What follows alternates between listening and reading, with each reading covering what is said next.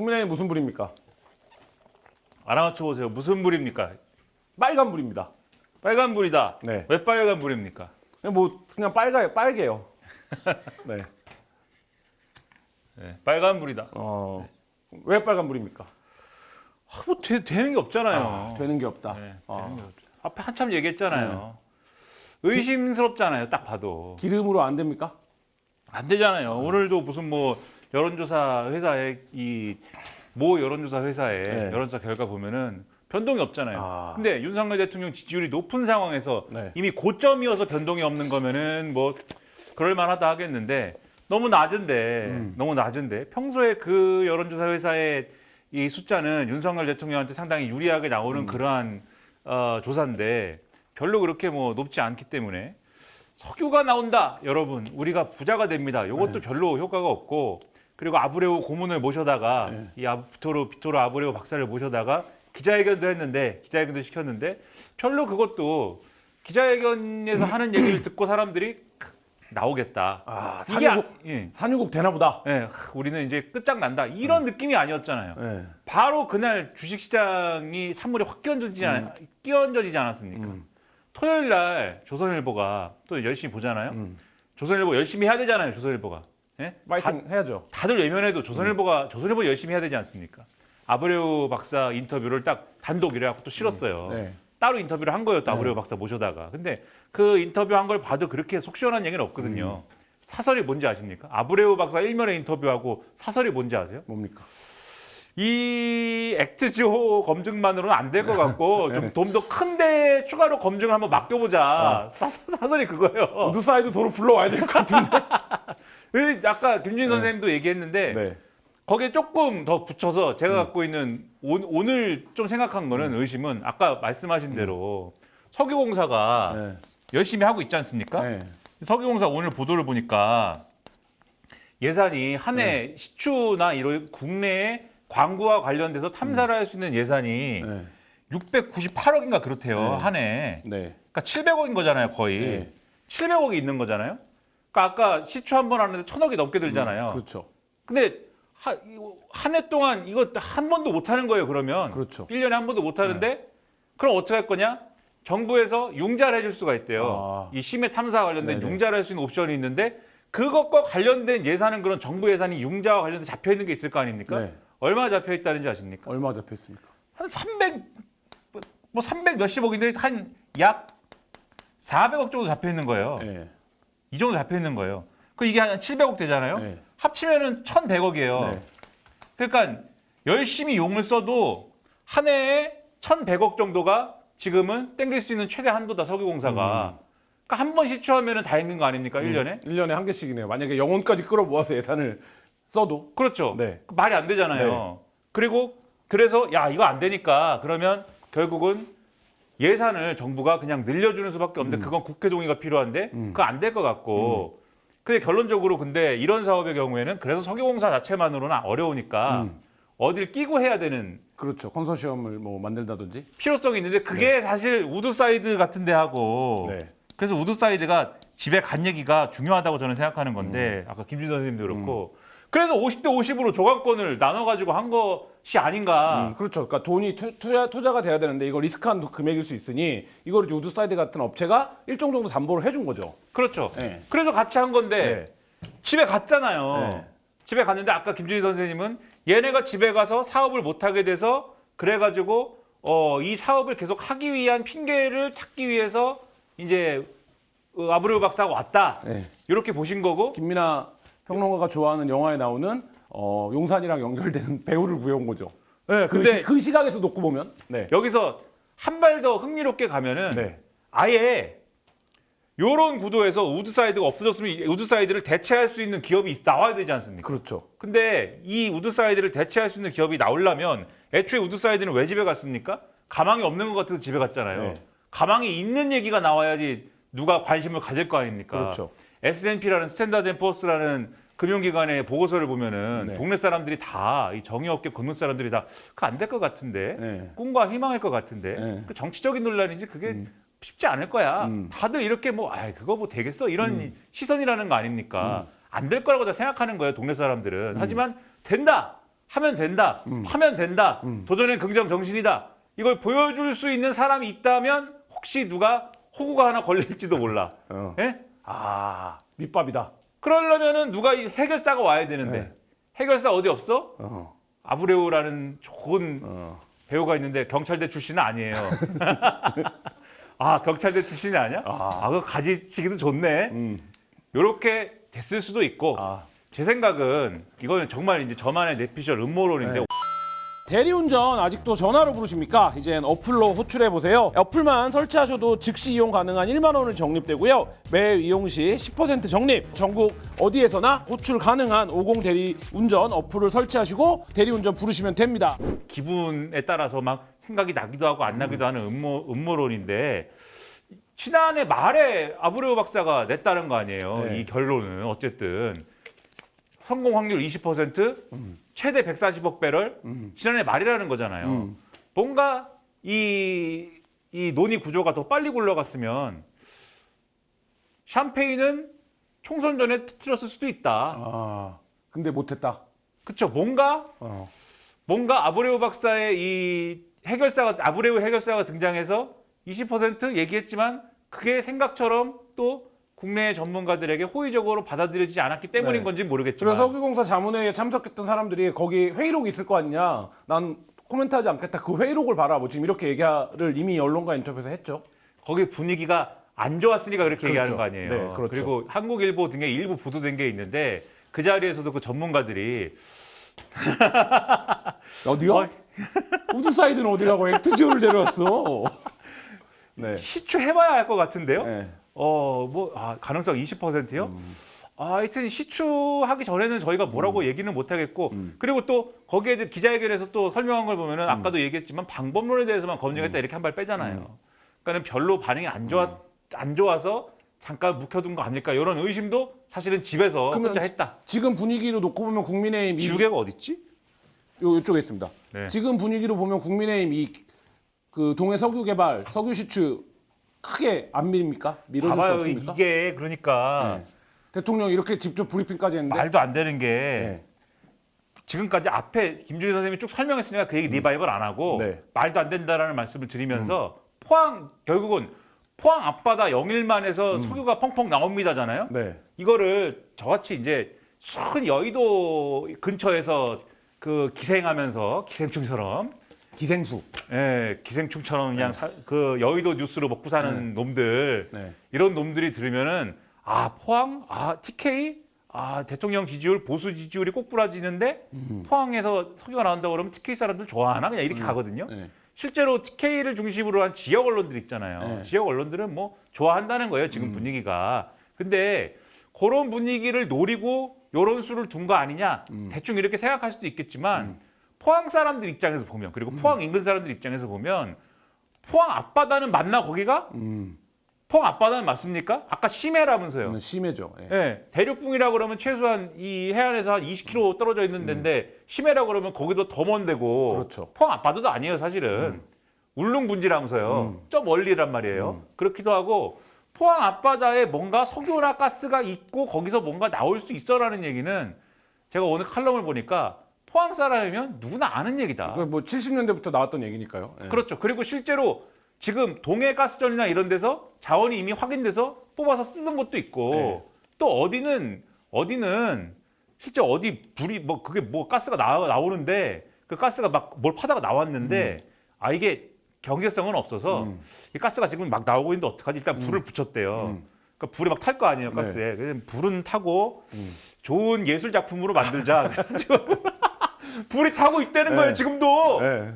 불이 그 얘기도 많이 하고 있죠. 네. 그러니까 뭐 있긴 있나 봐. 이걸 포항 사람들은 아는 거죠. 이게 네. 뭔가 있긴 있는데 있는 거에서 우리가 흥분할 건 아니고 경제성이 있고 파가지고 돈이 되고 이런 게 확실해져야 우리는 흥분을 할 건데 지금까지 나온 얘기는 대통령 혼자 흥분하고 아브레우 박사 정도가 조금 흥분한 것 같고 흥분할 만한 얘기는 아니잖아요. 우리 포항 사람 입장에서는 다 아는데 그 정도 얘기는 뭔가 찔러볼 만한 사안이다라는 건 다 아는데 그 얘기를 뒤집으면 이런 거죠. 야 거기 가스 있다는 얘기는 70년대부터 있었는데 여태까지 그거를 못한 이유는 그 돈이 안 되니까 못했겠지. 그렇죠. 돈이 됐으면 벌써 했겠지. 이게 바닥 정서로도 있는 거죠 사실. 그렇죠. 그래서 별 반응은 없다. 일부 신문, 이게 지역 신문이라는 건 사실 지역의 우리 오피니언 리더님들, 특히 이제 TK 지역이라고 그러면 뭔가 대통령 칭찬 한마디씩 하고 싶은 분들이 있는데 그분들이 요 사이 최근까지는 대통령 칭찬을 할 수가 없어요. 뭐 좋은 게 하나라도 나와야 대통령 칭찬을 할 거 아닙니까? 칭찬을 못 하고 있는 와중에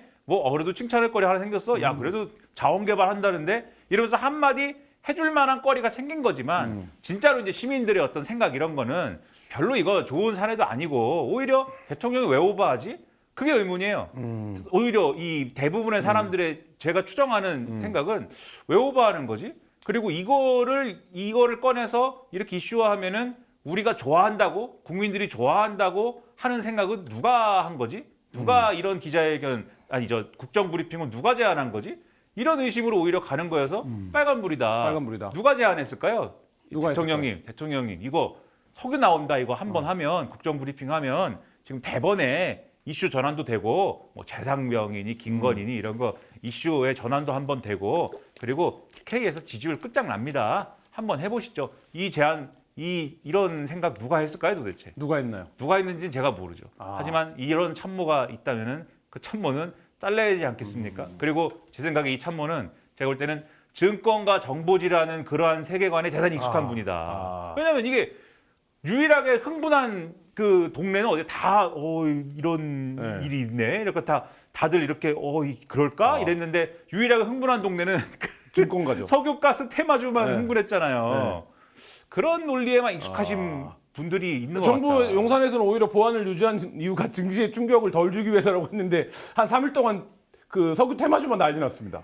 증시에 영향을 주지 않을 의도면 한겨레 사설에서도 지적을 했는데 그 장이 열리기 전에 하시든지 장중 오전 10시에 그걸 하고 옆에서 산업부 장관이 삼성전자 시총 5배 얘기를 하고 삼성전자 시총 5배 계산은 어떻게 나온 거냐는 대략 추정컨대 최대 140억 배럴. 그렇죠? 아브레우 박사가 140억 배럴이라고 얘기한 것도 아니야. 35에서 140억, 35억에서 140억. 되게 넓죠 범위가. 요 사이. 그러니까 이 사람은 안전하게 가는 거예요 지금. 어차피 책임질 일이 없으니까 안전하게 요 사이라고 그랬는데 최대 140억 배럴에다가 배럴당 100달러 곱해가지고 그 다음에 곱하기 뭐 해야 돼? 환율 곱해가지고. 그래서 2천억 나온다. 이게 계산하는 거 아닙니까? 우와 계산하니까 딱 2천이 나오네 이것도. 딱 이 계산인 거 아니에요. 엄청. 그게 산수지 무슨 분석입니까? 근데 그 얘기를 하면 장관이 그 얘기를 하면 주식시장이 오히려 더 흥분하고 와 막 이러지. 시총 5배 이러지. 그게 어디 시장 과열을 어떻게 뭐 방지하기 위한 그러한 행보입니까? 그 한겨레도 칼럼에도 잘 써 있어요. 차라리 과거에 박정희는 안 그랬다. 박정희 오히려 여러분 흥분하지 마세요라고 그랬는데 윤석열 대통령 이 사람은 박정희보다도 못한 거 아니냐. 누가 칼럼에다 썼어요. 이런 와중에 윤석열 대통령은 이제 중앙아시아 3개국에 익숙한 단어죠. 이것도 세일즈 외교를 떠납니다. 그러면서 이제 지금 국민의힘에서 제일 어려워하는 김건희 여사의 등판 이슈가 있습니다. 그리고 방금 건의기에서 김 여사의 명품 가방 수수 의혹이 위반사항 없다고 종결했다는 속보가 나오기도 했는데 이제 어쨌든 김건희 여사가 복귀를 그 외교 무대에 복귀를 하는 건데 뭐 조국 신당이라든지 민주당에서는 굉장히 강도롭게 비판하고 있는데 이 문제에도 그냥 국민의힘이 끙끙 앓지만 어쩔 수 없이 간다고 보십니까? 뭐 어쩌겠어요? 막을 수가 없습니까? 어떻게 하겠어요? 초선 의원 중에 하나가 손들고 제2부속실이라도 설치합시다 이럴 수 있는 거 아닙니까? 혼나죠. 제가 볼 때는 다 줄빠따 맞습니다. 지금 김건희 여사를 어떻게 할 것이냐, 그렇죠? 김건희 여사를 어떻게 할 것이냐. 1차적으로는 어디가 지금 움직여야 돼요? 검찰이 움직여야 되잖아요. 그렇죠. 어떻게 됐든지 간에 나중에 어떻게 됐든지 간에 검찰에서 어떻게 할 것이냐, 어떻게 한답니까? 이거 어떻게 한대요? 어떻게 할까요? 김건희 여사를 어떻게 할 것이냐.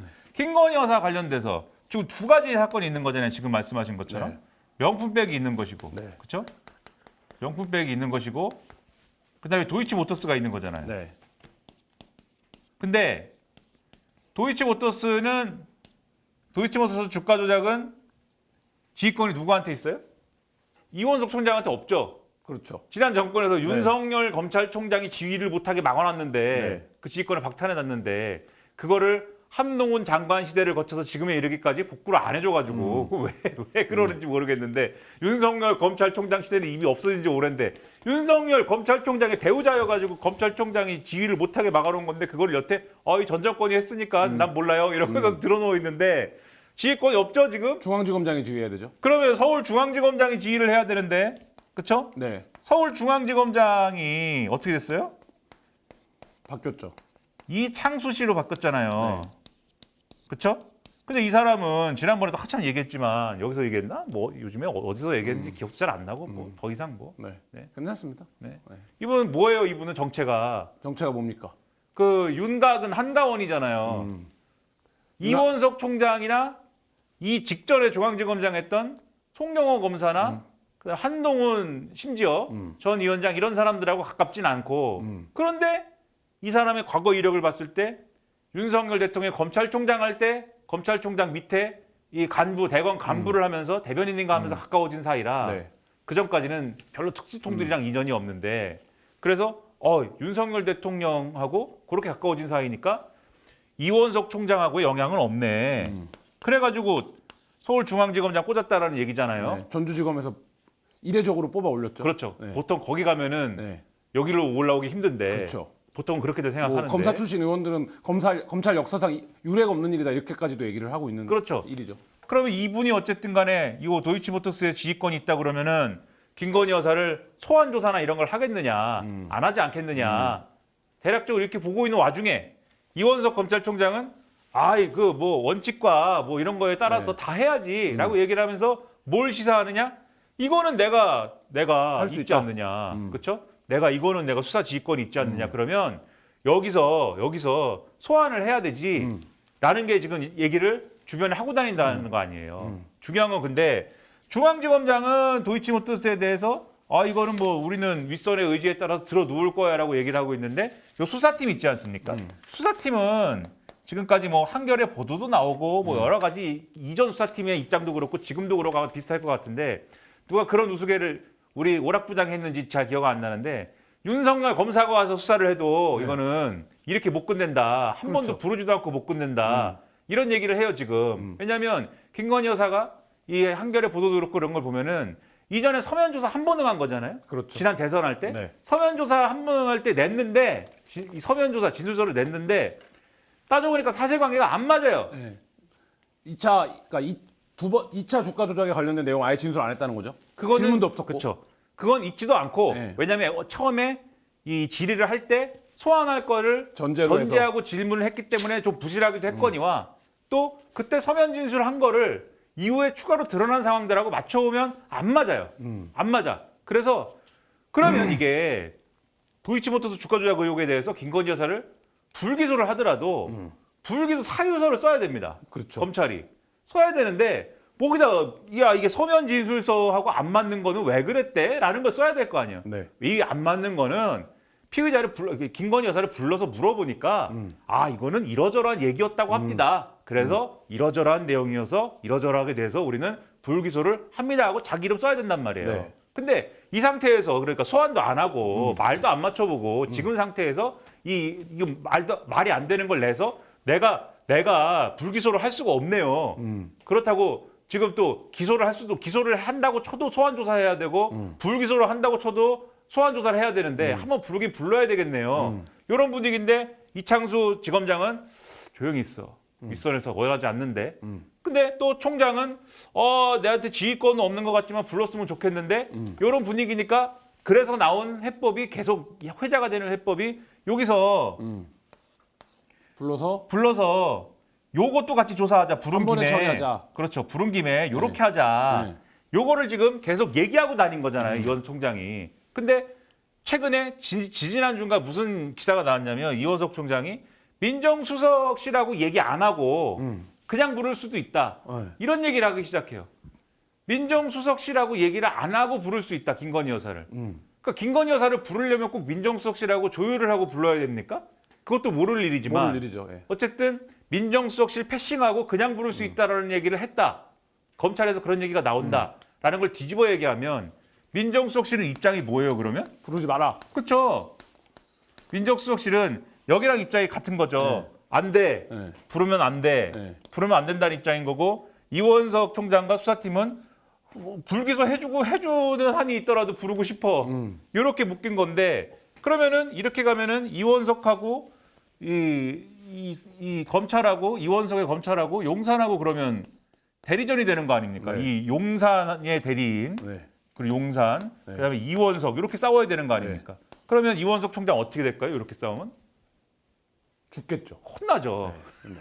혼난다. 임기도 얼마 안 남았고 사실. 혼난다. 네, 네. 그러나 와중에 수사를 받으셔야 될 분들 중에 명품백 수수 의혹에 대해서 수사를 받으셔야 될 분들 중에 김건희 여사의 일을 봐주는 이 분들 중에 최재형 목사가 그 당시에 명품백 가방 전달하고 할 때 일정 조율하고 그다음에 최재형 목사 민원을 가지고 전달해 주려고 국가보훈처랑 연결해 주고 이랬던 사람들이 있어요. 대통령실에 있는 사람들.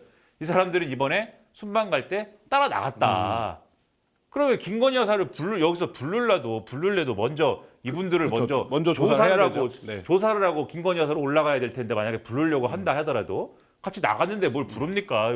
부르면 혼난다는 시그널이지. 그리고 권익이 네. 지금까지 명품백 의혹에 대해서 계속 뭐 이게 규정 위반이거나 말거나 원래 뭐 30일 내에 결론 내리고 그다음에 만약에 결론 못 내리면 플러스 뭐 며칠 더 유예를 더 가지고 뭐 하는 규정이 있잖아요. 근데 네. 어떤 기준으로도 권익위가 이 사건에 대해서 지금까지 결론을 내리지 못한 거는 규정 위반이지 않습니까? 제가 침대 축구하고 있다가 이런 얘기가 나오니까 이거 문제 없어 지금 오늘 그렇게 결론 내렸다는 거 아니에요. 지금 그 얘기잖아요. 아까 그렇죠. 속보는. 권익위가 가만히 있다가 침대 축구하다가 이제 와서 결론 내렸다라는 건 뭐냐? 부르면 혼난다는 분위기 잡는 거죠 이제. 그래서 혼나는 거고 그러면 이 사건은 어떻게 용사는 부르지도 않고 기소도 아니고 불기소도 아닌 상태로 어떻게 마무리하고 싶은 거냐? 이거 지구만 있잖아요. 네. 계속 지고 침대 축구하다가 시효가 지나겠죠 이제 그렇죠. 이것도 2차 사건도. 네. 시효가 지나면 불기소장에 뭐라고 씁니까? 시효 만료라고 이거는, 쓰죠. 이건 이것저것 따질 이유가 없고 시효가 지나가지고 아쉽게도 이건 따질 수가 없게 되었습니다. 이렇게 쓰고 끝내자. 이런 분위기이기 때문에 요거는 혼난다. 혼나는 거다. 근데 그런 상황에서 국민의힘에서 누가 저기 김건희 여사는요 이러면 혼나죠. 맞는 겁니다 그러면. 그럼 결국엔 줄 빠따 맞고 그냥 막 예. 김건희 리스크도 안고 가야 되기 때문에 국민의힘은 계속 빨간불이다. 빨간불이고 그리고 북한 저러고 뭐 이런 거에 대해서도 의심을 하고 있어요. 계속 오물풍선 보내고 이게 결국은 서해상에서의 어떤 충돌이나 이런 거 군사적 충돌로 빚어질 것이다. 이렇게 많이들 예상을 하는데 왜 이렇게 우리 정부는 강경대응만 할까? 강대강만 할까? 한겨레가 거의 일주일째 강대강은 안 됩니다. 이렇게 쓰고 있는데 한겨레 신문도 안 보고 왜 그럴까? 그것도 보수 유권자들의 그러한 어떤 결집이나 이런 걸 노리고 북한에 대한 강대강 대응 이렇게 가는 거 아니냐. 그래서 기름하고 네. 북한하고의 싸움, 포탄하고 네. 이렇게 두 개 가지고 지금 보수 유권자층의 어떤 결집을 도모하는 거 아니냐. 호소하고 있다. 네, 근데 그게 잘 되면 정말 돼가지고 보수 유권자들이 나라를 지키자, 우리 부자 한번 되자, 북한 혼내주자, 기름으로 부자가 되고 북한 한번 혼내주고 우리도 행복해지자 이런 분위기가 싹 잡히면은 빨간불 아닐 텐데 아니라니까요. 안 먹힌다. 열받기만 한다니까요. 풍선 또 보낸다는데 정부는 뭐해? 막 이런다니까요. 그렇죠. 지금. 그게 눈에 가시적인 효과가 있기 때문에 하나 떨어질 때마다 굉장히 여론이 나빠집니다. 그 동네에. 그러니까 북한은 사실 우리가 뭐 확성기 틀고 이러면 굉장히 불안하고 굉장히 열받고 뭐 이런 거는 있겠지만 그걸 어떻게든 감당하고 가는 거지 않습니까? 막 탈북도 하고 막 이러겠지만 그것 때문에 김정은 체제가 무너지거나 이러지가 않잖아요. 그 동네가. 근데 여기는 우리는 민주주의 시스템이기 때문에 실제로 이게 문제가 되지 않습니까? 그렇죠. 여론상에서의 어떤. 네. 근데 이런 걸 어쨌든 간에 계속 갖고 가는 거에 대해서 국민의힘이라는 여당이 버틸 수가 있는 거냐. 지금 그렇지 않은 상황이다라는 거예요.